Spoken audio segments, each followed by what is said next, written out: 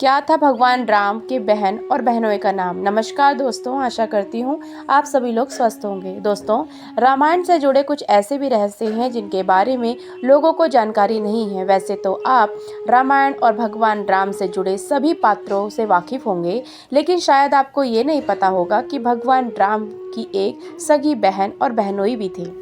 दोस्तों, जैसा कि हम सभी जानते हैं कि रामायण का हिंदू धर्म में एक विशेष स्थान है, जिसमें भगवान राम और देवी सीता के जन्म एवं जीवन यात्रा का वर्णन है।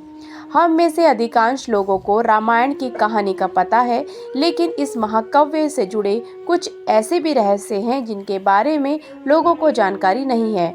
वैसे तो आप रामायण और भगवान राम से जुड़े सभी पात्रों से वाकिफ होंगे, लेकिन शायद आपको ये नहीं पता होगा कि भगवान राम की एक सगी बहन और बहनोई भी थी। राजा दशरथ और माता कौशल्या की पहली संतान एक पुत्री थी जिनका नाम शांता था। शांता भगवान श्री राम की बड़ी बहन थी।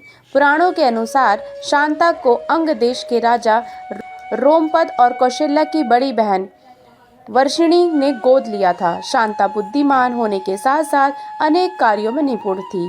वो वेद, कला और शिल्प में भी उन्हें बहुत ज्ञान था। शांता का विवाह ऋषि श्रृंग से हुआ था, जिसका आश्रम बस्ती अयोध्या बॉर्डर पर सरयू नदी के तट पर शेखा घाट पर स्थित है। हिमाचल के कुल्लू में देवी शांता का एक प्राचीन मंदिर भी है। कर्नाटक के श्रृंगेरी में भी एक मंदिर है जिसका नाम ऋषि श्रृंगी के नाम से पड़ा था। मान्यता है कि अयोध्या से लगभग 39 किलोमीटर पूर्व से आज भी ऋषि श्रृंग आश्रम भी है, यहाँ उनकी और देवी शांता की समाधि है। मान्यता के अनुसार जब राजा दशरथ को पुत्र की प्राप्ति हुई थी तो उन्होंने गुरु वशिष्ठ के कहने पर श्रृंगी ऋषि से पुत्र कामेष्टि यज्ञ करवाया था, जिसके बाद भगवान श्री राम सहित तीनों भाई अवतरित हुए थे। यज्ञ के उपरांत बस्ती जनपद के घने जंगलों में रहकर तपस्या कर रही राजा दशरथ और माता कौशल्या की बड़ी पुत्री शांता देवी से श्रृंगी ऋषि की शादी हो गई। बाद में माता शांता के शरीर त्याग करने के बाद श्रृंगी ऋषि द्वारा ही श्रृंगनारी में माता शांता देवी की याद में एक मंदिर बनवाया था।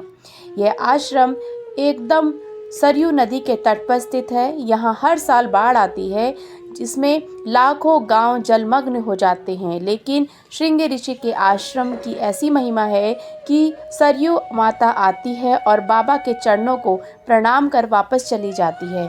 कभी भी सरयू का पानी मंदिर के अंदर नहीं आ पाया। यहाँ कार्तिक पूर्णिमा और चैत्र रामनवमी और चित्तिया नक्षत्र पर मेला भी लगता है। दोस्तों, आपको यह अद्भुत और अनोखी जानकारी कैसी लगी, प्लीज़ कमेंट करके ज़रूर बताइएगा और वीडियो को अंत तक देखने के लिए आपका बहुत बहुत धन्यवाद।